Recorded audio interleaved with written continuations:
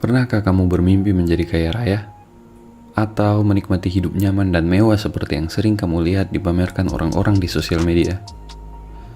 Atau mungkin juga kamu ingin membayar hutang-hutang keluargamu dan memberikan sesuatu yang berarti untuk orang tuamu. Kamu lihat orang-orang yang sangat kaya, bisa melakukan apa saja dalam hidup mereka tanpa terbatasi oleh uang. Kemudian kamu lihat kembali dirimu. Kamu ingin membahagiakan orang-orang yang kamu kasihi, namun terjebak dengan hutang atau pekerjaan dengan gaji yang pas-pasan. Kamu juga ingin seperti mereka, namun kamu bingung bagaimana mereka bisa melakukannya. Ada pepatah mengatakan, hemat pangkal kaya, menabunglah dan kamu akan jadi kaya. Kemudian kamu hitung-hitung lagi gaji atau pendapatanmu, dan jika kamu kerja banting tulang sampai umur 90 sekalipun, kamu tidak bisa menyamai pendapatan Jeff Bezos dalam satu hari saja. Kamu merasa seperti pecundang ketika melihat orang-orang seperti itu. Atau kamu bahkan tidak berani untuk membayangkannya sekalipun. Tapi bagaimana jika sebenarnya ada jalan untuk menjadi kaya seperti mereka? Ada jalan untuk membayar hutang-hutang orang tuamu dan membahagiakan mereka. Ada jalan bagimu untuk hidup lebih baik, membeli rumah impian, membiayai anak dan istri, membantu orang-orang berkekurangan di sekitarmu. Apakah kamu percaya jika kamu bisa mendapatkan semua itu? Namun, sebelum kita lanjut, aku peringatkan bahwa jalan yang akan kutunjukkan adalah jalan yang terjal dan sulit untuk dilalui. Tidak semua dari penonton video ini akan mampu untuk melewati jalan tersebut. Hanya sebagian kecil dari kalian yang akan berhasil melewatinya. Dan bagi kalian yang berhasil melewatinya, ada uang dan kebebasan yang sedang menanti kalian di ujung jalan. So, stay tuned.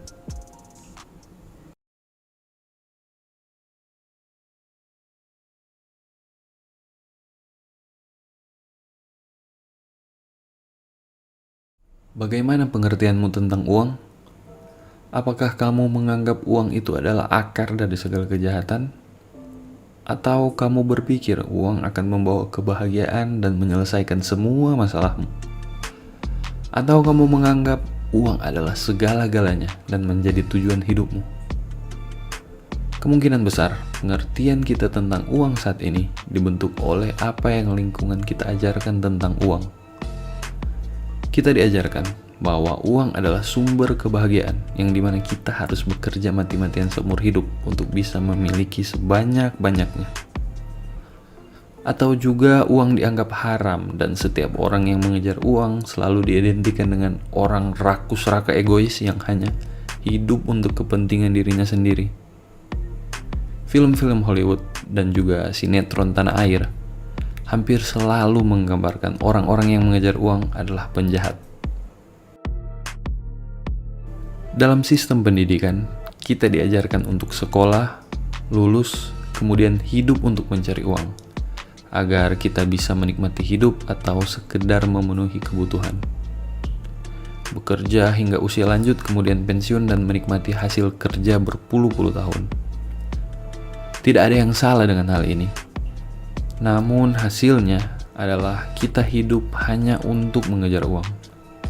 Kita melakukan pekerjaan yang tidak kita sukai, terus mencari peluang demi peluang, dan tidak bisa hidup secara maksimal karena terus-menerus mengejar uang. Apa yang tidak diajarkan kepada kita adalah waktu yang sebenarnya jauh lebih berharga daripada uang. Ketika kita hidup untuk mengejar uang, tanpa kita sadari, kita telah menukar waktu yang kita miliki dengan uang. Jika saat ini kamu bekerja sebagai seorang karyawan swasta, coba hitung gajimu.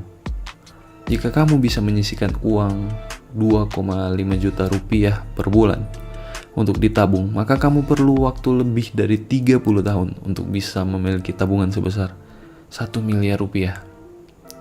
Itu pun belum dihitung inflasi yang akan menyebabkan nilai uangmu menurun. Sekarang, kamu lihat bagaimana kamu akan terjebak dan bersiaplah untuk menukar 30 tahun kehidupanmu. Nah, sekarang mari kita lihat orang-orang berikut. Nadiem Makarim, 36 tahun, total kekayaan 1,2 triliun rupiah. Kevin Systrom, 36 tahun, total kekayaan 1.9 billion US dollar. Mark Zuckerberg, 36 tahun, total kekayaan 98.6 billion US dollar. Mereka hanya beberapa contoh saja orang-orang yang berhasil meraih kekayaan di usia muda. Dan kekayaan yang mereka miliki dibangun dari nol, bukan dari hasil warisan orang tua. Apa yang membuat mereka berbeda dari orang lain? Yang membuat mereka berbeda dari kebanyakan orang adalah pengertian mereka tentang uang. Mereka tidak mengerti uang seperti kita kebanyakan. Bagi mereka, uang bukanlah tujuan utama.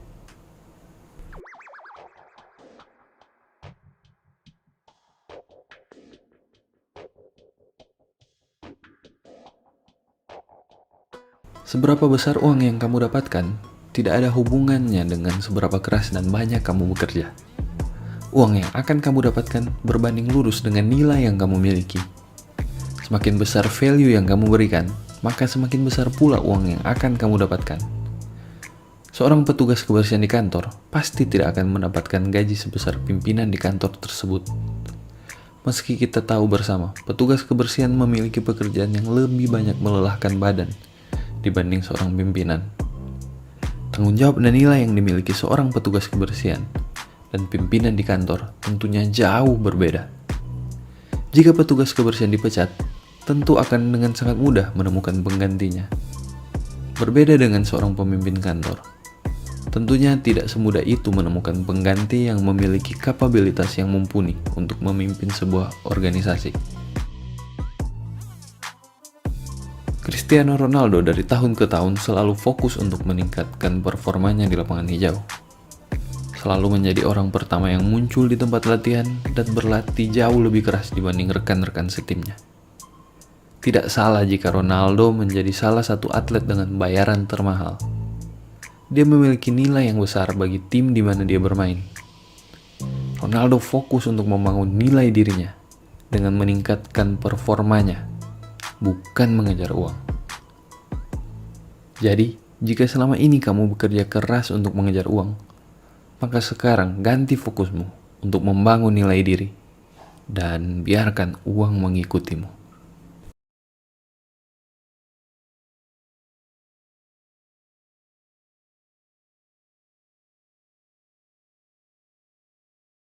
Kita bisa lihat begitu banyak negara berlomba-lomba untuk menemukan vaksin COVID-19 pada masa pandemi ini.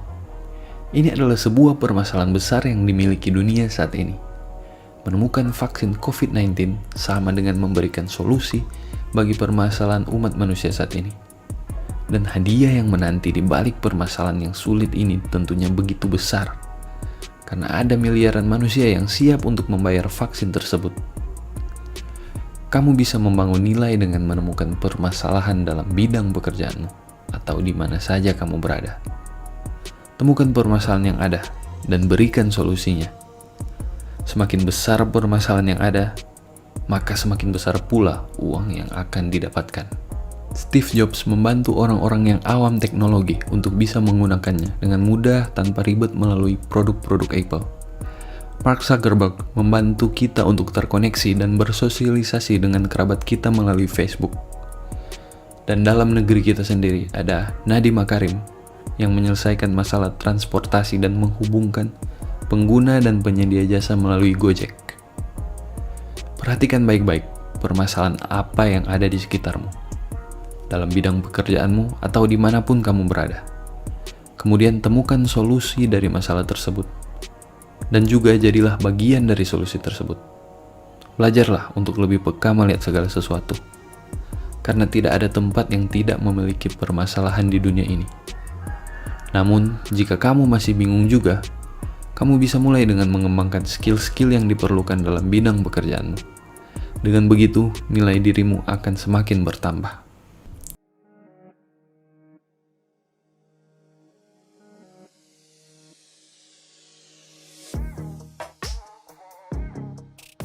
Jika ada orang yang mengatakan uang bukanlah segalanya, mereka benar.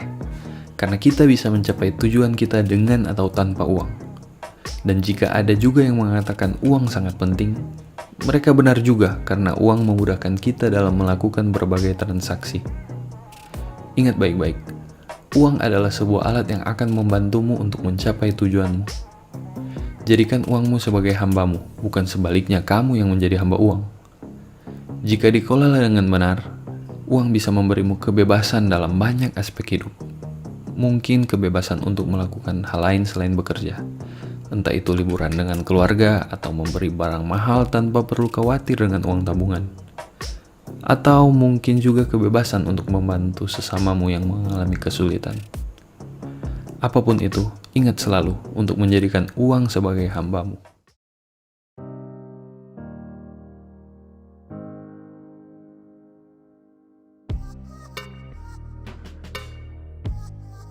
Inti dari video ini adalah untuk menanamkan pengertian sebenarnya tentang uang, yaitu berhentilah mengejar uang dan mulai mencari permasalahan di sekitarmu. Dan mungkin jika lebih banyak lagi orang-orang Indonesia yang fokus untuk mencari dan menyelesaikan masalah ketimbang mengejar uang, mungkin masalah keruwetan bangsa kita ini bisa teratasi satu persatu. Orang yang berbisnis akan lebih fokus untuk menyediakan barang dan jasa yang bermutu bagi konsumen.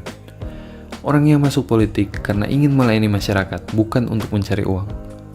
Atau mungkin influencer akan fokus memberikan konten berkualitas bagi penontonnya ketimbang hanya bikin sensasi. Mungkin harapan tersebut masih agak jauh. Namun kita tidak boleh pesimis karena kita bisa mulai dari diri kita sendiri tentunya. Untuk jadi bagian dari solusi permasalahan yang ada.